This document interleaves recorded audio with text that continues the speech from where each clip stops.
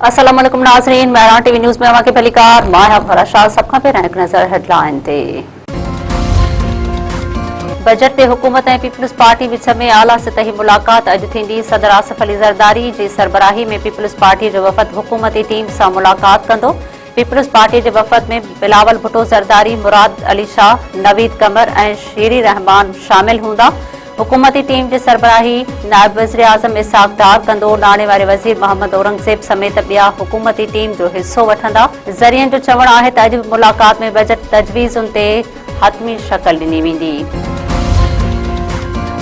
गिलगित बल्तिस्तान में चूंड मुहिम ख़त्म, वोटिंग सुभाणे थींदी। अमले ऐं सामान जी पोलिंग स्टेशन ॾांहुं रवानगी शुरू थी वई। असेंबलीअ जे 24 सीटुनि ते 403 उम्मीदवार मैदान में लथर। 266 आज़ाद ऐं 8 औरत उम्मीदवार भी शामिल। पाकिस्तान गिलगित बल्तिस्तान बाबति भारतीय बयानीअ खे रद्द करे छॾियो। परॾेही खाते जे तर्जुमान ताहिर अंद्राबी चयो आहे त भारत गुमराह कंदड़ प्रोपेगंडा में आलमी शोहरत रखे थो। वालारियल कश्मीर बैन अल-अक़वामी तौर ते तकरारी इलाइक़ो आहे। कश्मीर सलामती काउंसिल एजेंडा जो हल तलब तकरार आहे। परॾेही खाते जे तर्जुमान वधीक चयो आहे त भारत जे कब्ज़े हेठि कश्मीर में इंसानी हक़नि जूं भञकड़ियूं जारी आहिनि।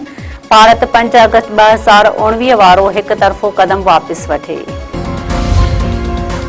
वफ़ाक़ी वज़ीर अहसन इक़बाल चयो आहे त कराची खे वफ़ाक़ जे हवाले करण जी का बि तजवीज़ गौर हेठि न आहे। बेनज़ीर इनकम सपोर्ट प्रोग्राम खे ख़त्म करणु नथा चाहियूं, पर अरिड़हीं तरमीम तहत गुरबत जे ख़ात्मे जो प्रोग्राम सूबनि जी ज़िम्मेवारी आहे। अहसन इक़बाल वधीक चयो आहे त मौजूदा NFC फारूमी तहत सूबनि जी वधीक हिस्से खणण सबबि वफ़ाक़ मसइलनि जो शिकार आहे। स्ट्रेटजिक मनसूबा मुकमल न थी सघिया आहिनि।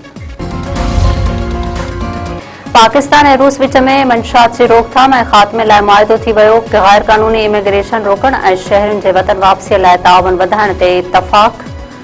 बिश्केक में मौसूल नक़वी जो रूस, ताजिकिस्तान, उज़्बेकिस्तान ऐं परॾेही वज़ीरनि सां मुलाक़ात। वफ़ाक़ी घरू वज़ीर चयो आहे त अफ़गानिस्तान में दहशतगर्दनि जे कैंपुनि ते ख़दशा आहिनि। अमरीकी सदर डोनाल्ड ट्रंप चयो आहे त ईरान जंगबंदी डील ते इतफ़ाक़ नाहे कयो। ईरान इतफ़ाक़ उन करे नाहे कयो जो हू ताक़तवर ऐं बहादुर आहे। अमरीकी टीवीअ खे इंटरव्यू ॾींदे ट्रंप चयो आहे त ईरान वटि आख़िर में मुआहिदे खां सवाइ को ॿियो रस्तो न हूंदो। ईरान उहे क़दम खणण ते मजबूर थींदो जिन बाबति हुन सोचियो बि न हूंदो। हुकूमत पेट्रोल जी क़ीमत में 4 रुपया फ़ी लीटर घटिताई करे छॾी। डीज़ल जी फ़ी लीटर क़ीमत 380 रुपया 78 पैसा बरक़रार। अघ में घटिताई बाद पेट्रोल जो फ़ी लीटर 377 रुपयनि 78 पैसनि जो थी वियो। सिंध जे मुख़्तलिफ़ इलाइक़नि में 2 औरतुनि समेत 3 ॼणा क़तल। रोहड़ी वेझो ॾेर भाॾे खे कारह जे इल्ज़ाम हेठि गोलियूं हणी क़तल करे छॾियो। ॻोठ क़ाबिल जागिराणीअ में 25 वरनि जी साबरा जागिराणी क़तल। दड़े भरिसां बेरहम जवाबदार घरवारीअ खे कुहाड़ियूं हणी क़तल करे छॾियो।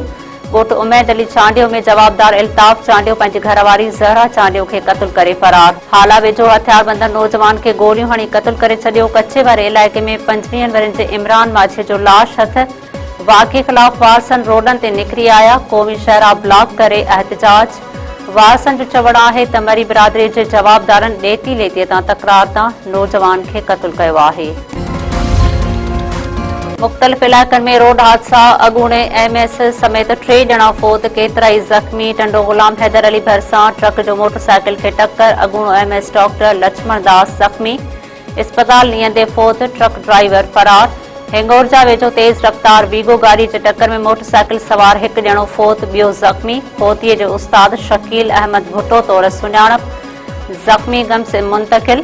रेती वेझो नौजवान लियाकत अली ट्रैक्टर ट्रालीअ तां किरी फ़ौत। हैदराबाद में ट्रैक्टर ट्रालीअ जो रिक्शा खे टक्कर। औरतुनि समेत 7 ॼणा ज़ख़्मी। रोहड़ी भरिसां सिंधु दरिया में वेंझंदे 3 ॿारड़ा ॿुॾी विया। दरगाह मुबारक भरिसां ॿारड़ा तेज़ वहिकिरे में लुढ़ी विया। 2 ॿारनि जा लाश हथ वारसनि ऐं इलाइक़े वासियुनि पारां पंहिंजी मदद पाण तहत ॻोल्हा जो अमल जारी। फ़ौती ॿारनि में 8 वरनि जो आफ़ताब सोलंगी ऐं 5 सालनि जो अली हैदर सोलंगी शामिल।